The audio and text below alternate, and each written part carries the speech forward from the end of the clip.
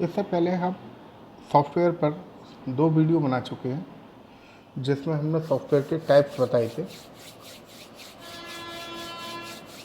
अब इस वीडियो में हम यूटिलिटी सॉफ्टवेयर के बारे में बताएंगे। Utility software is one which provide certain task that help in proper maintenance of the computer. Utility software जो है ऐसी टास्क प्रोवाइड करता है जो हमारा कंप्यूटर की प्रॉपर मेंटेनेंस कर सकती है। The job of utility program is to keep the computer system running smoothly. यानी कि जो यूटिलिटी प्रोग्राम है वो हमारे सिस्टम को स्मूथली रन करे ऐसा बनाए रखता है। Some of the commonly use utility software, जो कुछ कॉमनली यूज होते हैं यूटिलिटी सॉफ्टवेयर, उनके नाम दे रखे हैं उन्होंने। जैसे एक है antivirus, disk defragmenter, backup, compression और ऐसे कई सारे हैं। तो पहले एंटीवायरस की बात करते हैं। तो एंटीवायरस सॉफ्टवेयर के बारे में सभी लोग जानते हैं ज़्यादातर। एंटीवायरस क्या करता है कि एंटीवायरस सबसे पहले किसी वायरस को डिटेक्ट करता है कंप्यूटर में, उसके बाद उसको रिमूव कर देता है। अगर बाई चांस हमारा सॉफ्टवेयर अपडेट ना हो एंटीवायरस, तो ऐसा भी हो सकता है कि उसको रिमूव ना कर पाए वायरस को। तो ऐसी कंडीशन में उसको वो न्यूट्रलाइज कर देता है, यानी कि कुछ काम का नहीं रहता वो।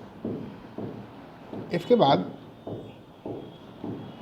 एंटीवायरस हमारे सिस्टम जो हमारा फंक्शन करता है उस पर भी वॉच रखता है पूरी तरह से। अगर कोई वायरस फाउंड होता है, अगर कोई वायरस मिलता है तो वो तुरंत जो इन्फेक्टेड प्रोग्राम होता है उस पर फ्लैग करता है और उसके वायरस को मार देता है। कुछ वायरस के टाइप्स उन्होंने दिए हुए हैं। जैसे एक दिया हुआ है boot sector virus.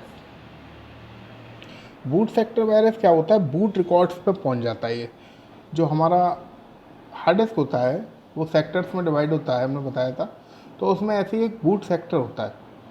Boot sector में क्या होता है, जो विंडोज़ की मेन फाइल है या किसी एप्लीकेशन की मेन फाइल्स जो होती हैं वो बूट सेक्टर में पड़ी होती हैं।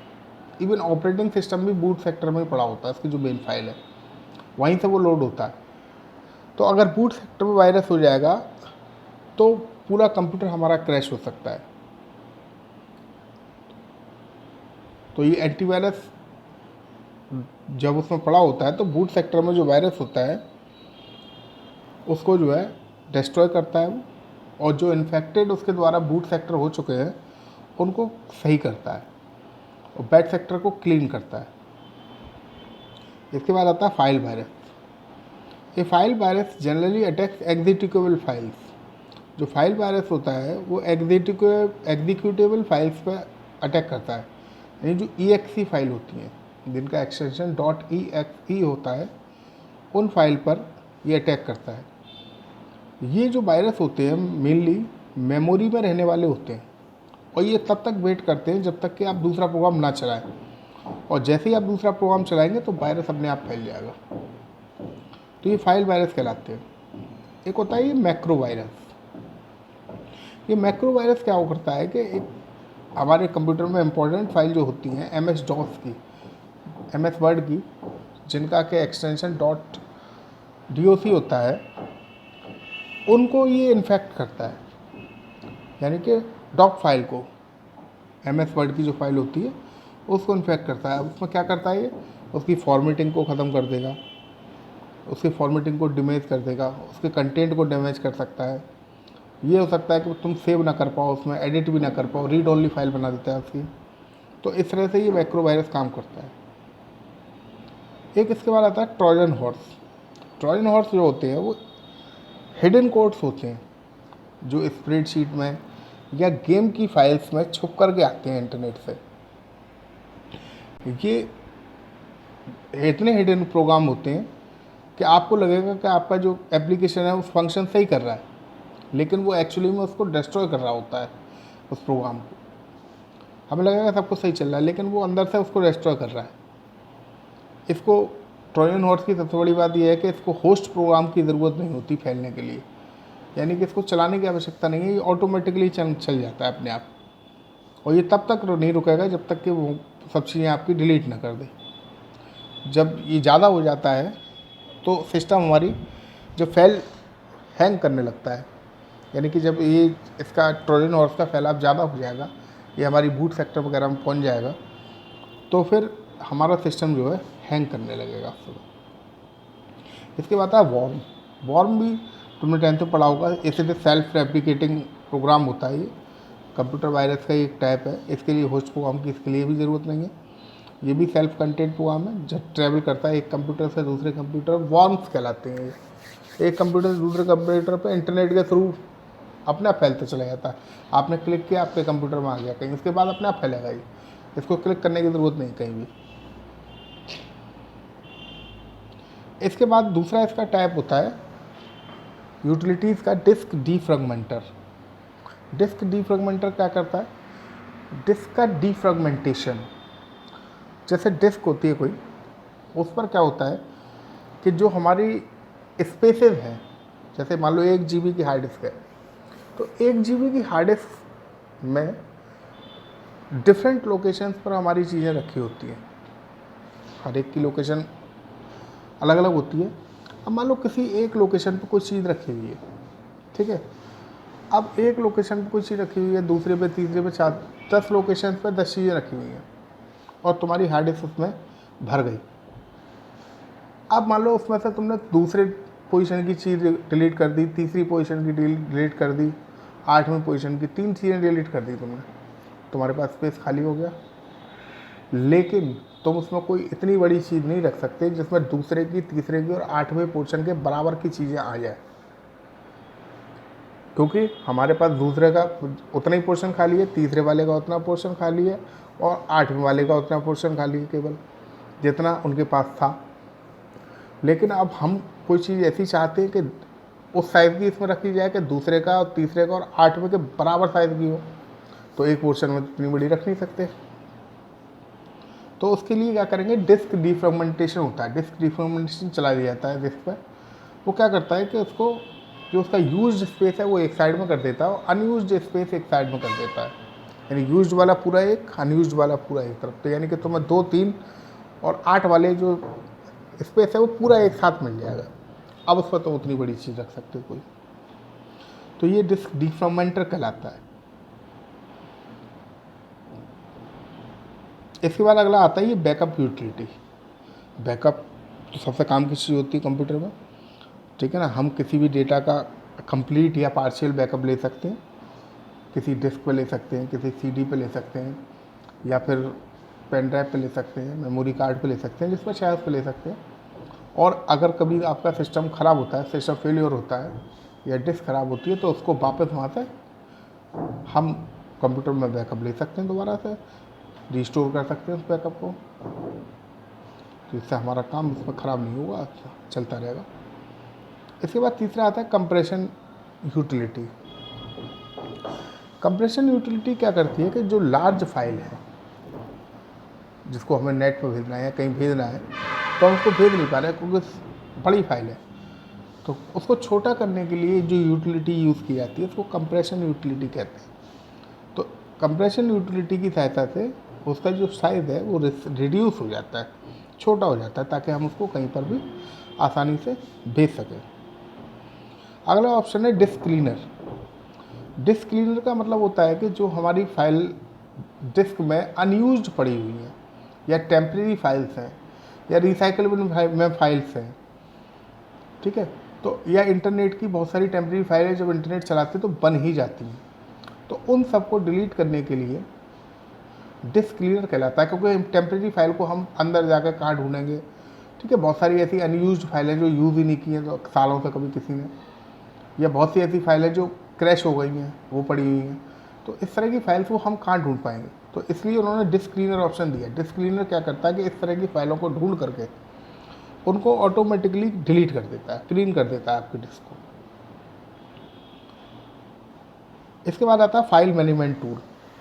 फाइल मैनेजमेंट टूल जनरली सभी लोग यूज़ करते हैं। ये इंडेक्सिंग, शॉर्टिंग, सर्चिंग के लिए यूज़ किया जाता है। जैसे हम फोल्डर, जैसे डेस्कटॉप पे ये मान लो हमने किया, राइट क्लिक किया, राइट क्लिक करने के बाद वहाँ आता है शॉर्ट बाई नेम आता है शॉर्ट, बाई टाइप आता है शॉर्ट, तो वो शॉर्टिंग कहलाती है।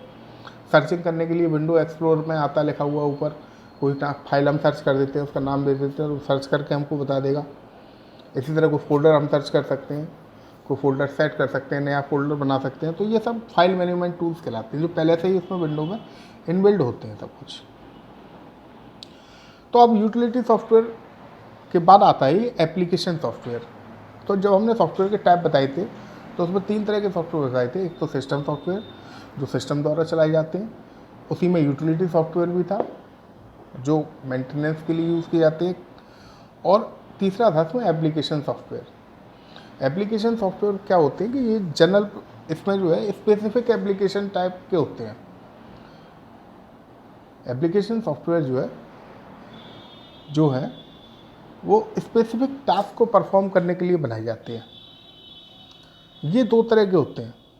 एक तो होता है जनरल पर्पस एप्लीकेशन सॉफ्टवेयर, दूसरा होता है कस्टमाइज्ड एप्लीकेशन सॉफ्टवेयर। अब पहला आता है general purpose application software. General purpose application software वो होता है जो जनरल पीपल्स की स्पेसिफिकेशन के माइंड में रखते हुए बनाया गया है। यानी कि जो जनरल आदमी जो काम करता है उसके स्पेसिफिकेशन को माइंड में रख करके बनाया गया है। जैसे मान लो उन्होंने एक बनाया वर्ड प्रोसेसर। वर्ड प्रोसेसर पर क्या काम होता है, हम कोई अपना डॉक्यूमेंट बना सकते हैं, कोई अपना हम लेटर पैड बना सकते हैं, कुछ लिख सकते हैं, कुछ एडिट कर सकते हैं, उसमें कुछ फॉर्मेटिंग कर सकते हैं, कोई कार्ड बना सकते हैं। हम छोटे मोटे काम जो भी हैं वर्ड प्रोसेसर में, कोई फाइल बना सकते हैं, पूरा अपना मैटर लिख सकते हैं, उस पर कोई एप्लीकेशन लिख सकते हैं। तो ये वर्ड प्रोसेसर के अंतर्गत सब काम कर सकते हैं। तो इसमें ये जनरल पर्पस सॉफ्टवेयर है, जैसे MS वर्ड है इसका एग्जाम्पल सबसे बड़ा। दूसरा होता है प्रेजेंटेशन टूल। तो प्रेजेंटेशन करने के लिए उन्होंने एक प्रेजेंटेशन टूल दिया, जिसमें आप चाहें तो अपनी प्रेजेंटेशन बना सकते हैं, अपने आप को कहीं रिप्रेजेंट कर सकते हैं, स्लाइड्स बना करके उनको कहीं एक साथ चला करके रिप्रेजेंट कर सकते हैं। तो ये प्रेजेंटेशन टूल कहलाता है, ये बहुत यूज़ होता है। और इसका सबसे बड़ा एग्जाम्पल MS पावर पॉइंट है। पावर पॉइंट में सबसे ज़्यादा प्रेजेंटेशन प्रेजेंट की जाती है। इसके बाद आता है स्प्रेडशीट पैकेज। स्प्रेडशीट जो है ये भी एक जनरल पर्पस एप्लीकेशन सॉफ्टवेयर है। इसमें स्प्रेडशीट का सबसे बड़ा फायदा ये है कि इसमें कैलकुलेशंस हो सकती हैं, बहुत सारे फॉर्मूले लगाए जा सकते हैं। इसका सबसे बड़ा जो एग्जाम्पल है वो माइक्रोसॉफ्ट का एक्सेल है। एक्सेल में देखा होगा हमने कि हम टेबुलर फॉर्म में डेटा को कंटेन करते हैं और उसमें बहुत सारे मतलब जो भी हम फंक्शन लगाना चाहें उसमें लगा सकते हैं। किसी ने बहुत सारे नंबर्स को जोड़ सकते हैं, उनको माइनस कर सकते हैं, मल्टीप्लाई कर सकते हैं, डिवाइड कर सकते हैं, और बहुत सारे इसमें फॉर्मूले हैं वो भी लगा सकते हैं। इसके बाद है database management system. Database management system क्या होता है, हमारे डेटा को ऑर्गेनाइज वे में रखने के लिए यूज़ किया जाता है। यानी कि हमारा डेटा जो है एक ऑर्गेनाइज मैनर में कहीं रखा जाए, एक जगह सेव हो जाए, तो उसके लिए हम डेटाबेस मैनेजमेंट सिस्टम का यूज़ करते हैं। डेटाबेस मैनेजमेंट में जैसे जनरल में टेबल्स बनाई जाती हैं, टेबल्स के रूप में डेटा सेव होता है। इसका जो सबसे बड़ा एग्जाम्पल है वो माइक्रोसॉफ्ट एक्सेस होता है। अब दूसरा आता है कस्टमाइज सॉफ्टवेयर। कस्टमाइज सॉफ्टवेयर क्या होते हैं, ये टेलर मेड सॉफ्टवेयर है। यानी कि यूज़र की स्पेसिफिक नीड के आधार पर बनाए गए सॉफ्टवेयर है।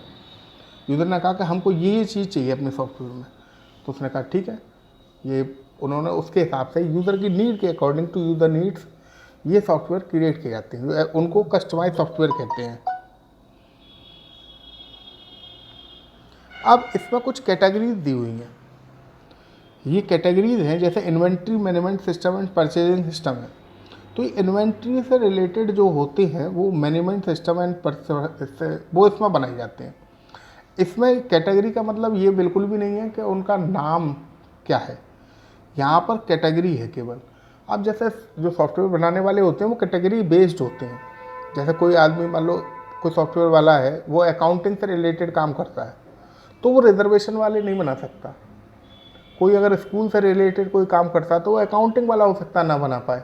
तो ये कैटेगरी है, इन कैटेगरी के हिसाब से बनाई जाती हैं। जैसे पहला कैटेगरी है जी inventory management system and purchasing system. तो इसमें इन्वेंट्री मैनेजमेंट में जनरली डिपार्टमेंटल स्टोर्स में या किसी ऑर्गेनाइजेशन में जो उनके रिकॉर्ड रखने के लिए स्टॉक का बनाया जाता है वो इन्वेंट्री मैनेजमेंट सिस्टम में आता है। यानी स्टॉक की कहीं पे रिकॉर्ड की जानकारी रखने के लिए या फिजिकल रिसोर्सेज की जानकारी रखने के लिए जो बनाया जाता है उसको इन्वेंट्री मैनेजमेंट कहते हैं। या परचेजिंग सिस्टम, किताबें कहीं से कुछ खरीदना है तो वो सब परचेजिंग सिस्टम में आता है। दूसरा होता है स्कूल मैनेजमेंट सिस्टम। अब स्कूल मैनेजमेंट सिस्टम में क्या होगा, स्कूल में की सारी इन्फॉर्मेशन को रखेगा, वो स्कूल के डेटा रखेगा, पूरा कंटेन करेगा, स्टूडेंट्स की इन्फॉर्मेशन रखेगा, तो पूरी वो स्कूल की इन्फॉर्मेशन रखेगा उसमें, स्कूल डेटा का पूरा उसके पास तैयार होगा। तीसरा होता है पेरोल मैनेजमेंट। तो पेरोल मैनेजमेंट किसी ऑर्गेनाइजेशन में उसके एम्प्लॉय की सैलरी वगैरह के लिए जो सॉफ्टवेयर बनाया जाता है वो पेरोल मैनेजमेंट के अंतर्गत आता है। उसमें वो सैलरी कितनी रिसीव की, कितनी किसी को दी, ये सब इसकी इन्फॉर्मेशन पूरी रखता है वो। इसके बाद आता है फाइनेंशियल अकाउंटिंग।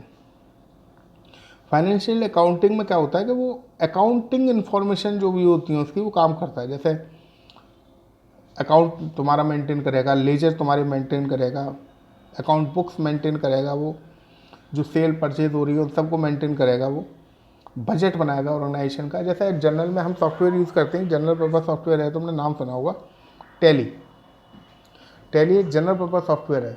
अगर किसी का काम टैली से नहीं चलता है तो वो अपना स्पेसिफिक बनवा सकता है, तो वो फाइनेंशियल अकाउंटिंग में आते हैं इस तरह के सॉफ्टवेयर। इसके बाद होता है होटल मैनेजमेंट।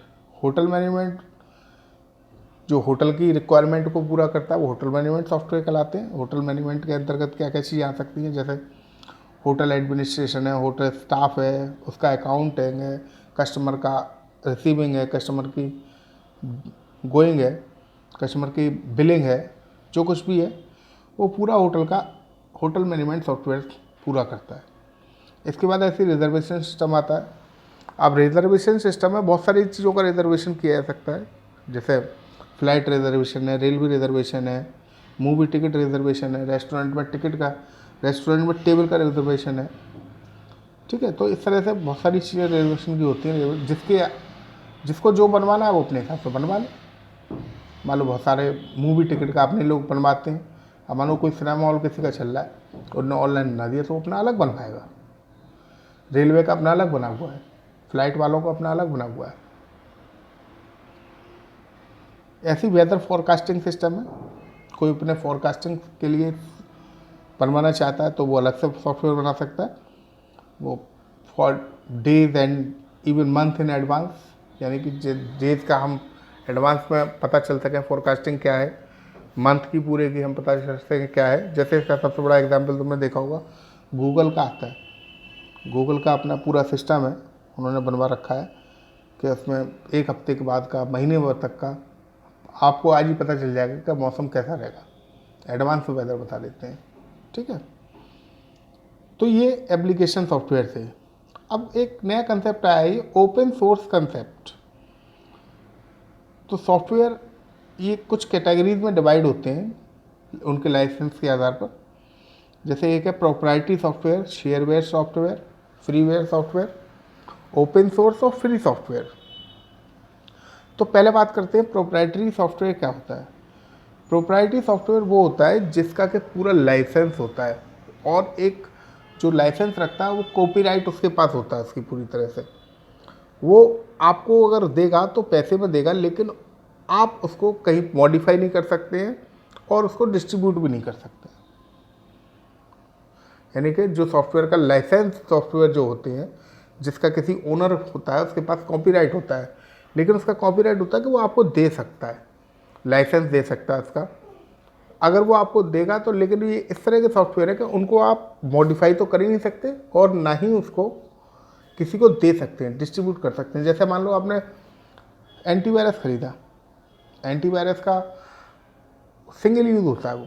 आपने जैसे एंटीवायरस खरीदा, उसके संग उसका लाइसेंस आया, आपने उस पर डाल दिया। अब आपने अगर किसी को वो दिया तो वो लीगल है, लेकिन देने के बाद भी वो उस पर वर्क नहीं करेगा। जब वो सीडी कॉपी उसकी सीडी की डालेगा दोबारा से, वो उसका लाइसेंस डालेगा तो वो दिखा देगा कि ये यूज़ हो चुका है। इसका मतलब उसको यूज़ नहीं कर सकते, डिस्ट्रीब्यूट नहीं करना चाहिए, करना भी नहीं चाहिए, कर भी नहीं सकते। दूसरा आता है शेयरवेयर। ये शेयरवेयर सॉफ्टवेयर वो होते हैं जो ट्रायल पर्पज़ के लिए इंटरनेट से डाउनलोड किए जाते हैं। जिनका ट्रायल पर्पज जितना होता है, जैसे किसी का 15 दिन होता है, किसी का 30 दिन होता है, उस ट्रायल पर्पज के बाद या तो आपको उनको परचेज करना पड़ेगा, उनका लाइसेंस लेना पड़ेगा, नहीं तो वो उसको डिलीट करना पड़ेगा आपको। 1 महीने के बाद वो फिर नहीं वर्क करेगा आप पे। वो शेयरवेयर सॉफ्टवेयर कहलाते हैं। बहुत सारे सॉफ्टवेयर ऐसे इंटरनेट से हम डाउनलोड कर लेते हैं, ट्रायल पर्पज के लिए होते हैं। तीसरा होता है फ्रीवेयर सॉफ्टवेयर। फ्रीवेयर सॉफ्टवेयर वो होते हैं जो ऑपरेटिंग सिस्टम के साथ ऑटोमेटिकली विंडो लोड करने के समय पर आ जाते हैं। जैसे माइक्रोसॉफ्ट इंटरनेट है, एक्सप्लोरर है, वो जब विंडो लोड होती है तो उसके संग ऑटोमेटिकली आता है। नोटपैड है, ऑटोमेटिक आता है। पेंट है, ऑटोमेटिकली आता है। वर्डपैड है, ऑटोमेटिकली उसके संग आता है। इस तरह से बहुत सारी चीज़ें ऐसी होती हैं जो विंडो के संग ऑटोमेटिकली लोड हो जाती हैं, वो फ्री सॉफ्टवेयर कहलाते हैं, फ्रीवेयर कहलाते हैं वो, फ्रीवेयर। इसके बाद आता है open source. Open source software is the software which gives you users free freedom to run oblique use the software for any purpose and in any manner। ये कह रहे कि ओपन सोर्स सॉफ्टवेयर वो होते हैं जो आपको पूरी फ्रीडम देते हैं, आज़ादी देते हैं, उनको यूज़ करें किसी भी मैनर में, किसी भी पर्पज से, कुछ भी तरीके से यूज़ कर सकते हैं उसको। They can be used modified, use किया जा सकते हैं उनको, मॉडिफाई किया जा सकता है और रिडिस्ट्रीब्यूट किया जा सकता है उनको। पाइथन और ओपन ऑफिस के एग्जाम्पल है। जो ओपन सोर्स सॉफ्टवेयर है वो उनके एग्जाम्पल हैं ये। अगला आता है फ्री सॉफ्टवेयर। फ्री सॉफ्टवेयर और ओपन सोर्स लगभग एक ही बात है, थोड़ा सा अंतर है, बस नाम बदल दिया उन्होंने। कि फ्री सॉफ्टवेयर वो होते हैं जो फ्रीली एक्सेसिबल होते हैं और फ्रीली यूज़ किया जा सकते हैं, मॉडिफाई किया जा सकते हैं, कॉपी किया जा सकते हैं, डिस्ट्रीब्यूट किया जा सकते हैं किसी के द्वारा। इसके लिए कोई लाइसेंस की ज़रूरत नहीं है, कोई फ़ी की ज़रूरत नहीं है, कोई पेमेंट नहीं करना पड़ता। ये फ्री सॉफ्टवेयर है पूरी तरह से। इनका सोर्स कोड भी अवेलेबल होता है। अगर वो फ्री सॉफ्टवेयर है तो उसका सोर्स कोड भी अवेलेबल होगा। तो इस तरह से ये हमारा चैप्टर एंड हो गया। धन्यवाद।